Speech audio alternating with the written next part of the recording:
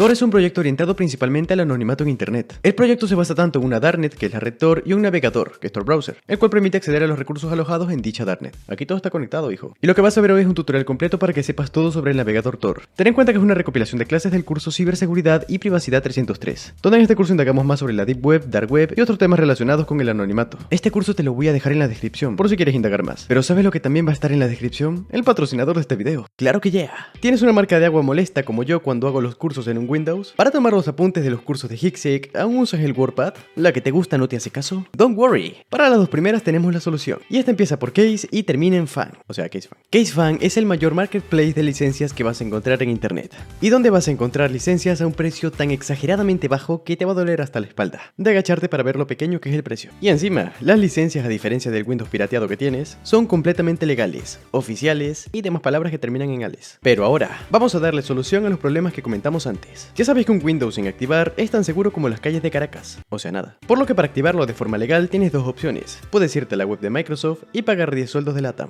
por una licencia. O venirte con nosotros a CaseFan, buscar la versión de Windows que usas, seleccionarlo, añadirlo al carrito, y ya de paso, si este precio está regalado, aquí tu buen Martín tiene un cupón de descuento exclusivo para Hixec y para ti. Este cupón es HXC50. Tú solamente lo escribes, lo aplicas y magia, dude. $7 por activar Windows de por vida. Amigo, dame 100, y ya que estás, dame una novia. Por otro lado, si quieres ya por fin tener el bendito Word instalado sin que 20 Carlas te quieran conocer, más de lo mismo. Busca la versión de Office que quieras, la seleccionas, la añades al carrito, y en este caso usarás el cupón HXC62. Y toma, 62% de descuento. Además, recuerda que si tienes algún problema por lo que sea, puedes hablar con CaseFan, ya que tiene soporte 24 horas al día, los 7 días de la semana. Son como Rexona, nunca te abandonan. Así que te dejo los enlaces con los cupones en la descripción, para que tomes acción ya mismo y actives ese Windows, por favor, y ya te vengas al lado de los profesionales. Dicho esto, muchas gracias a CaseFan por patrocinar este video. Ahora sí, dude, continuemos. Así que mantente atento y quédate hasta el final, porque yo soy Martín y tú ya sabes que esto es Hixec. Ok, hablemos ahora de Tor. Tor son las siglas de The Onion Router, y es un proyecto que su objetivo es el mantener a salvo la información del usuario mientras se navega. Y muchos lo conocerán tanto por el navegador como por la darknet. Y pasa que muchos suelen confundir y llamar Tor a todo. Al navegador, a la darknet, al hijo de Odín. Bueno, ese lleva una H. Pero en fin, entendamos que tenemos la darknet Tor y el navegador Tor. Y uno se usa para acceder al otro. En este caso usamos el navegador para poder acceder a los recursos alojados en la darknet Tor. Así que empecemos definiendo qué es la darknet Tor. Como ya lo mencionamos en clases pasadas, la darknet Tor es una de las darknet que conforman la dark web. Los recursos dentro de esta a los que podemos acceder cuentan con el pseudodominio Onion, y esta red emplea un tipo de enrutamiento llamado Onion Routing, o enrutamiento de cebolla, para los panas. Y se le conoce así porque cada vez que lo picas, lloras. No, mentira. Es porque a rasgos muy generales, toda la información que circula en la red Tor se hace de forma cifrada, y es un cifrado por capas, que recuerdan a las capas que tiene, pues, una cebolla. Y este cifrado por capas se produce porque la información pasa por varios nodos, antes de llegar a su destino final. Y antes de enviar la información, se calcula la ruta de los nodos por la que ésta pasará. Y cuando se hace esto, entonces empieza el cifrado. Pero vamos a explicarlo de una forma más visual. Si yo me quiero conectar, digamos, a Microsoft, sin usar nada que tenga que ver con Tor, pues la petición sale de mi dispositivo, luego a mi router, luego a los enrutadores de mi ISP, y de ahí a los servidores de Microsoft. Y aunque se use HTTPS, hay cierta información que no se cifra, como por ejemplo las cabeceras HTTP, que si un ciberdelincuente las captura, al estar usando HTTPS, pues no podrá ver la información que se envía, no podrá leerla porque está cifrada, gracias a este protocolo. Pero sí podrá leer las cabeceras HTTP, ya que el protocolo HTTPS no cifra estas cabeceras. Y por ejemplo, al leerlas, podrá saber el origen y destino de la conexión, o sea, quién solicitó la información y a quién se la está enviando. Y tú dirás, ¿esto es muy grave? Pues depende mucho del contexto. Principalmente si tú quieres mantener una alta privacidad en tus comunicaciones, yo diría que esto sí deberías corregirlo. Pero igualmente, si no lo haces, tampoco es como que tu información va a estar insegura. Recuerda que la información se cifra con el protocolo HTTPS, solo que estas cabeceras, pues no. Ahora, si yo digamos me quiero conectar a la versión .onion de, por ejemplo, Twitter, usando el navegador Tor, que vamos a ver más adelante cómo se instala y cómo se usa, no te preocupes. En este caso nos encontraremos con que la petición sale de nuestro dispositivo, va al router, de ahí al ISP, y luego ya entraría en la red Tor. A partir de aquí se empezarían a hacer los saltos entre nodos hasta llegar al destino, por lo que tu ISP posiblemente sí pueda saber que tu petición va hacia el primer nodo de la red Tor. básicamente con el nodo con el que entraste a la red, pero no sabe el destino final de la comunicación. Y es dentro de la red Tor que se empieza a aplicar el cifrado, que este cifrado es asimétrico y se hace de la siguiente manera. Vamos a suponer que tenemos 3 nodos, por los que pasará la información. Para empezar, con la clave pública del último nodo, llamado nodo de salida, se cifra toda la información de la petición. Seguidamente se vuelve a cifrar con la clave pública del nodo del medio, llamado nodo intermediario. Y por último, con la clave pública del primer nodo, llamado también nodo guardián, es decir, el nodo con el que entras a la red Tor, se vuelve a añadir otra capa de cifrado. Por lo cual en este ejemplo tendríamos 3 capas de cifrado, que se descifrarían de la siguiente manera. Al entrar a la red Tor, lo haces a través del nodo guardián, y con la clave privada de este nodo se quita la primera capa de cifrado, que fue básicamente la última que se puso en la fase anterior. Luego la información pasa al nodo intermediario, donde con la clave privada de este nodo se quita la siguiente capa de cifrado, y finalmente llega al nodo de salida, donde también con su propia clave privada se quita la última capa de cifrado, que esta fue la primera que se puso en la fase anterior, y de aquí la información se iría al servidor de destino. Entonces, como ves, ni el nodo de entrada ni el nodo intermediario podrían ver la información, porque aunque quiten la capa de cifrado correspondiente a la suya, a la que pueden quitar con su clave privada, aún tendrían la capa de cifrado añadida por el nodo de salida. Y tú dirás en este punto, pues entonces el nodo de salida al quitar todo el cifrado sí puede ver la información. Amigo, verás, si se navega por ejemplo a través de HTTP a secas, el nodo de salida sí podría ver la información de la petición, en texto plano, porque este podría quitar la última capa de cifrado a nivel de la red Tor. Entonces por eso, aunque uses Tor, es importante que sí o sí todas las conexiones que hagas sean por el protocolo HTTPS, para que así la petición tenga un cifrado ajeno al de Tor y que el nodo de salida en este caso no podría descifrar. Así que ten esto muy presente. Ahora, ¿todo este proceso de verdad otorga más privacidad? Pues sí, pero es evidente que tiene un precio, y es la velocidad, ya que al tener que cifrar y descifrar la información en cada nodo, pues la comunicación tardará más que si se usara el método tradicional.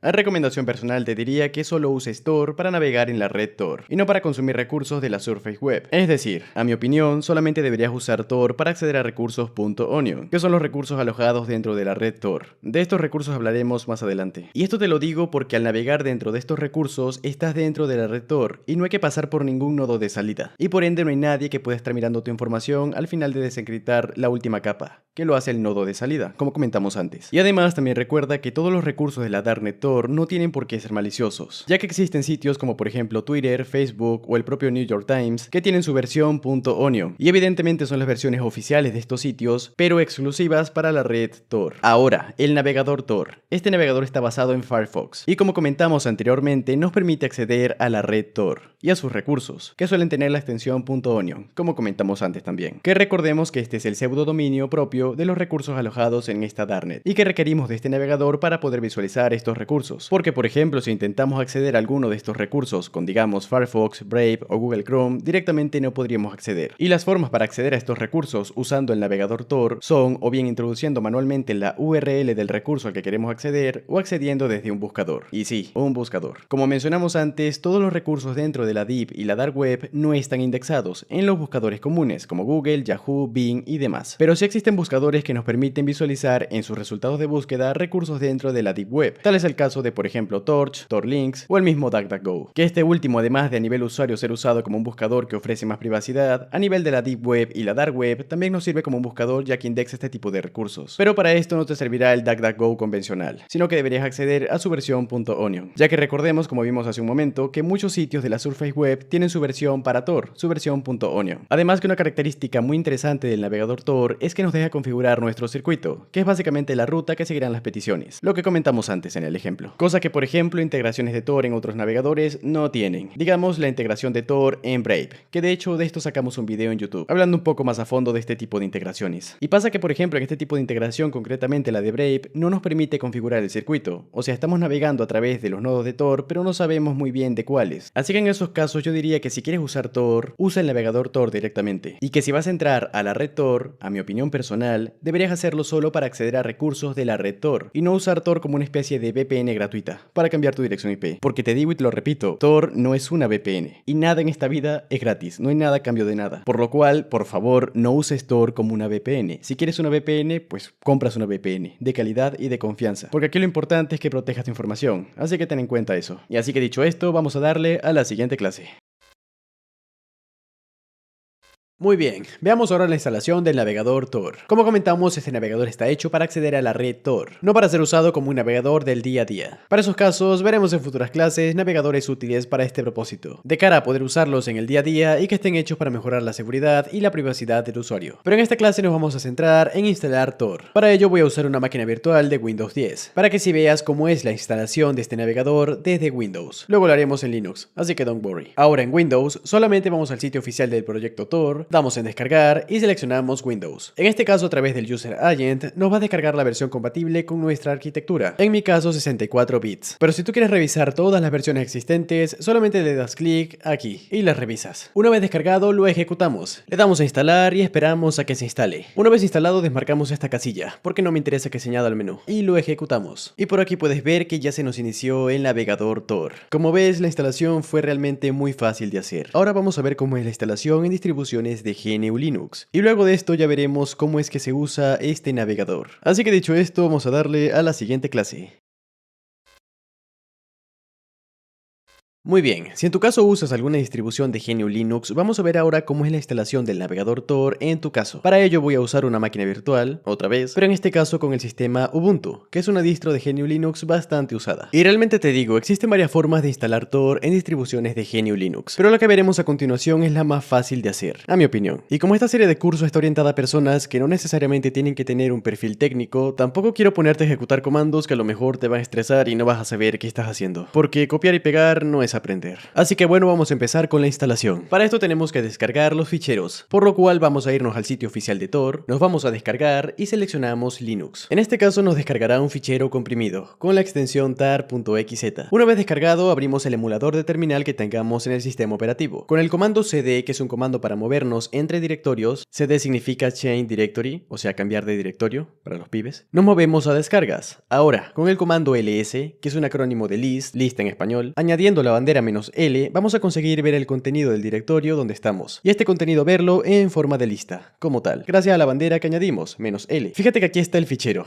Bien, vamos a descomprimirlo. Para ello usaremos un comando llamado tar, con las banderas "-xf, seguido de la ruta del fichero, que en este caso tenemos que poner el nombre porque nos encontramos en el mismo directorio que el fichero en cuestión. Tar es una herramienta que nos va a permitir, entre otras cosas, comprimir y descomprimir ficheros en su formato. Con la bandera X le estamos pidiendo que extraiga la información. ¿Y de dónde la va a extraer? Pues eso se lo decimos con la bandera F, de fichero, y obviamente mandándole el fichero en cuestión. Ahora, cuando este ya esté descomprimido, accedemos al directorio, igual con cd. Y por aquí estarían todos los ficheros necesarios para el funcionamiento del navegador Tor. Veremos este llamado Start Tor Browser. Simplemente lo ejecutamos, y hacemos un llamado al fichero con punto barra porque con esto le decimos que queremos ejecutar algo en nuestro directorio actual, ya que en GNU Linux el directorio actual se representa con un punto. Y con esto ya lo tendríamos. Ahora, para que cada vez que quieras usar el navegador Tor no tengas que abrir obligatoriamente un emulador de terminal y ejecutar el binario que ejecutamos hace un momento, puedes hacer algo muy simple, y es volver a ejecutar el binario, pero añadiendo la bandera Register App. Esto permite que Tor se registre en el sistema como una aplicación, pero solamente aplica para el usuario donde se ejecuta este comando. Al hacer esto ya puedes buscar Tor desde las aplicaciones en el sistema. Y en este punto te digo, procura mantener este navegador actualizado, para que se apliquen los parches de seguridad si es que los hay. Y sin más, ya con esto tendrías Tor instalado en tu distribución de GNU Linux. Así que sin más, una vez hecho esto, vamos a darle a la siguiente clase.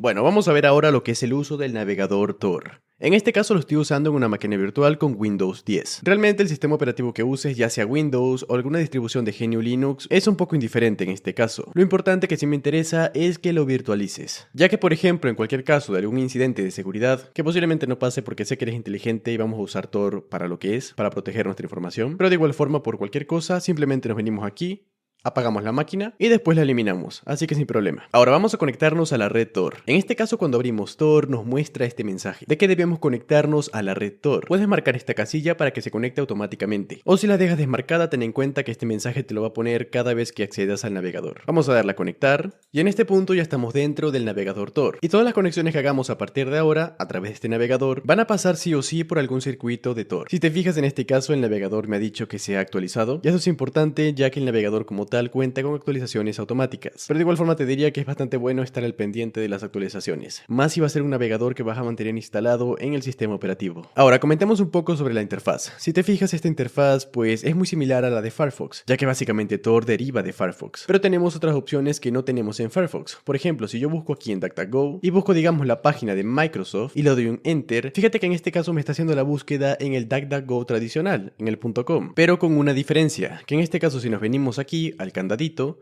podremos ver el circuito de Tor. Y bueno, además de poder ver el certificado TLS. Pero fíjate en el circuito de Tor. En este caso, como comentamos en el ejemplo que pusimos 3 nodos, aquí tenemos también 3. Y podemos ver que la conexión se divide en 5 puntos. ¿Qué sería este navegador? Que a efectos del ejemplo que hicimos antes, este punto de la conexión representaría el camino que recorrió la petición desde tu dispositivo hasta tu router y desde el router hasta el ISP. A partir de aquí la petición entraría al primer nodo de la red Tor, que es el nodo guardián. En este caso está en Canadá. Fíjate que nos dice tanto su dirección IP versión 4 como su dirección IP versión 6. Vemos que el nodo intermediario igualmente está en Canadá y el nodo de salida está en Alemania. Entonces de esta forma nos comunicamos con algún servicio bajo otra IP que no es la nuestra y encima tenemos varias capas de cifrado. Pero como te dije, no es óptimo para hacerlo en sitios de la Surface Web, por las razones que ya te comenté antes. Además que si te fijas tenemos algunos marcos. Fíjate que no podemos abarcar el navegador completo. Tenemos una especie de márgenes en el lado izquierdo y en el lado derecho del navegador. Esta es otra configuración interesante de Tor, ya que básicamente si algún sitio web quiere conocer cuál es la resolución de nuestra pantalla, pues el sitio va a creer que la resolución de nuestra pantalla es la que le dice el navegador Tor, en este caso todo este espacio útil, cuando la verdad es que no es así. Y esto lo hace Tor para que, por ejemplo, sitios maliciosos a través de la resolución de nuestra pantalla no puedan intentar identificar, digamos, el modelo de nuestro monitor o, por ejemplo, el modelo de nuestra laptop, all-in-one o cualquier otro dispositivo. Además que por defecto se recomienda usar Tor en el lenguaje de inglés. ¿Esto por qué? Pues porque yes.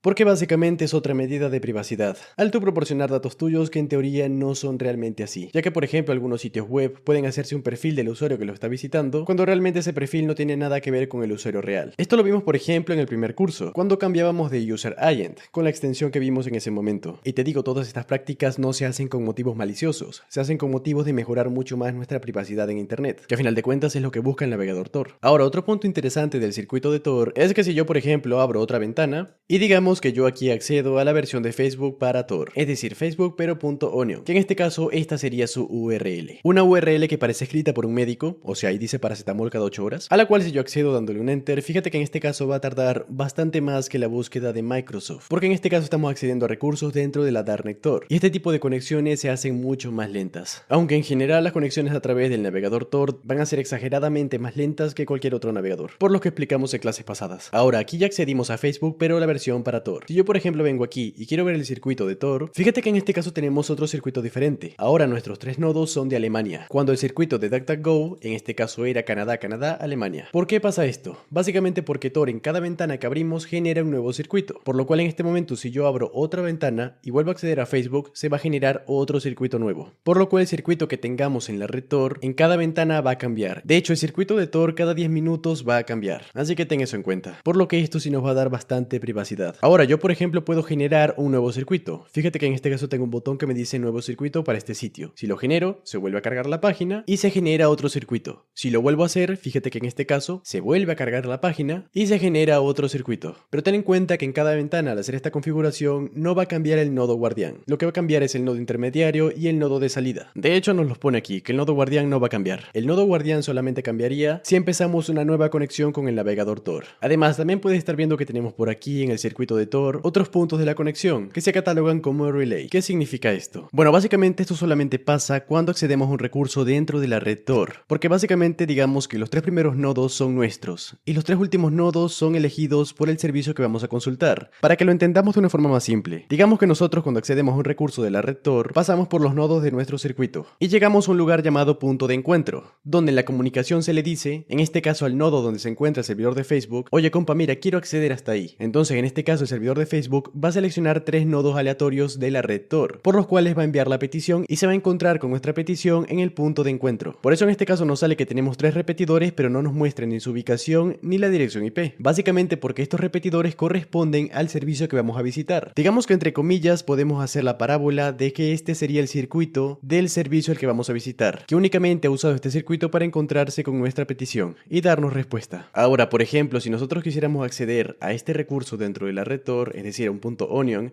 desde digamos el navegador Edge, que no tiene nada que ver con la red Tor, fíjate que en este caso nos ha dicho que si hay un error tipográfico en la URL, y el error que nos muestra es porque el protocolo DNS no ha podido traducir bien esta URL a una dirección IP válida. ¿Esto por qué? Porque básicamente el pseudodominio onion solamente se puede resolver a nivel de DNS dentro del navegador Tor, o por ejemplo dentro de integraciones de Tor en otros navegadores, que ya te dije que no es muy recomendable usarlas, viejo. Pero lo que voy es que para acceder a recursos.onion tiene que ser sí o sí a través de un navegador que permita la conexión con la red Tor, porque en la red Tor es que se puede hacer esta resolución DNS, por lo cual no puedes acceder a recursos.onion a priori en navegadores comunes. Bien, otros puntos importantes del navegador Tor. Fíjate que en este caso tenemos por aquí otras dos opciones. Tenemos tanto el nivel de seguridad como el crear una nueva identidad. El nivel de seguridad, pues básicamente si lo cambiamos, por defecto viene en estándar, pero tenemos otros dos modos. Tenemos Safer y Safest. Básicamente el modo estándar es un modo que nos provee de seguridad, pero no limita tanto a los sitios web. ¿A qué voy con esto? A que por ejemplo si seleccionamos el modo Safer, veremos que el JavaScript se deshabilita en sitios que no sean HTTPS, es decir, que no usen el protocolo TLS. Además que deshabilita algunas fuentes y símbolos matemáticos, que bueno, esto de cara a explotación de vulnerabilidades web, pues sí puede considerarse una buena medida de seguridad, por lo menos para nosotros. Además que a nivel de HTML5 se deshabilita cualquier audio y video. Pero es que ahora el modo Safest es bastante más agresivo, ya que básicamente se deshabilita el JavaScript en todos los sitios web que visitemos. Y claro, esto puede ser un problema en algunos casos, ya que al deshabilitar JavaScript los sitios suelen perder casi toda su interactividad. Por ejemplo, manteniendo este nivel de seguridad, yo recargo ahora mismo la página de la búsqueda de Microsoft. Fíjate que nos dice que nos está redirigiendo a una página que es óptima cuando tenemos el JavaScript deshabilitado. Y de hecho, si miran los resultados de búsqueda, vemos que la forma en la que nos lo presenta es bastante diferente. Por ejemplo, si accedemos a la página de Facebook y recargamos la página para que se aplique la nueva configuración de seguridad, fíjate que en este caso a priori no vemos ningún cambio. Lo único que podemos ver es un parámetro en la URL, que básicamente es Facebook no script, indicándole que el JavaScript está deshabilitado con valor de 1. Esto es porque en la informática usualmente el valor 0 significa apagado o deshabilitado, y el valor 1 significa encendido o habilitado, por lo cual en este caso el navegador Tor, al configurar este modo de seguridad, le indica a Facebook, que lo maneja a través de este parámetro, que el parámetro Facebook no script está habilitado, lo que significa que el JavaScript como tal está deshabilitado. Y te pongo otro ejemplo. Por ejemplo, accedamos a la web de Microsoft. Vamos a darle por aquí, y en este caso accedemos a la web de Microsoft, pero de la Surface Web, con el JavaScript deshabilitado. Fíjate que en este caso no podemos ver apenas algo de la página, muchas imágenes no se muestran,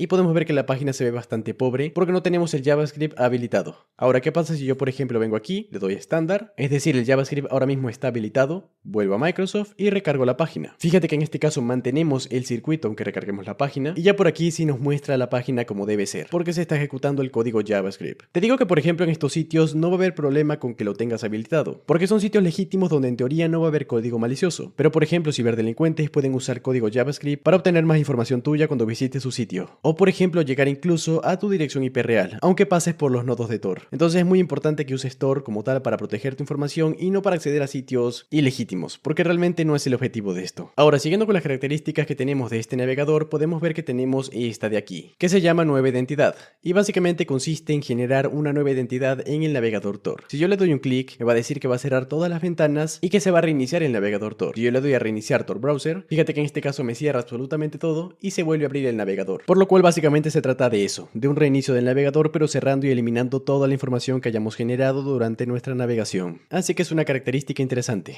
Además que bueno, tenemos otras características y configuraciones que yo personalmente te diría que dejaras por defecto, porque como tal Tor no está hecho para que lo instales y empieces a configurarlo, sino para que lo instales y directamente empieces a navegar, por lo que las configuraciones por defecto suelen ser las más óptimas para mantenerte seguro en internet. Igualmente, si quieres configurarlo y tienes los conocimientos, puedes hacerlo, pero te recomiendo que si no tienes los conocimientos, mejor no toques nada, porque a lo mejor por desconocimiento puedes hacer una configuración que en lugar de darte seguridad te la quite, y eso, viejo, pues no es muy eficiente, porque lo que buscamos es privacidad y seguridad. Por otro lado, hablemos de buscadores. Te comenté que existían varios. Por ejemplo, si yo busco Microsoft, en este caso, fíjate que puedo buscarlo tanto por el DuckDuckGo tradicional como por la versión de DuckDuckGo hecha para la red Tor, que en este caso es DuckDuckGo Onion. Por lo que si yo selecciono en este momento DuckDuckGo Onion, en este caso la búsqueda se va a hacer dentro de la red Tor, por lo cual la petición no va a salir del nodo de salida y todo se va a mantener dentro de la misma red Tor. Y como ves, este buscador nos arroja resultados tanto de la red Tor como de la Surface Web. Y ya por aquí puedes empezar a consultar recursos. Obviamente existen muchos más buscadores para la red Tor, pero a nivel usuario el que te recomendaría usar sería DuckDuckGo, ya sea la versión normal o la versión .onion.